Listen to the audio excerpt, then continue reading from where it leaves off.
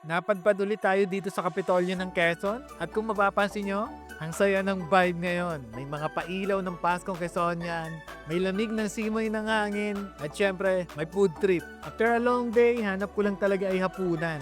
Buti na lang may mga food stall dito sa Step Up. Heto na, tikman natin ang Padkrapaw Beef ni Ma'am Chona ng Farm Blend. Unang kagat pa lang, savory, konti lang yung anghang, masarap at hindi tinipid sa beef. Comfort food pero may konting kick. Solid. So habang kumakain, sakto pala, ongoing ang Paskong Quezonian Christmas Choral Competition Grand Finals.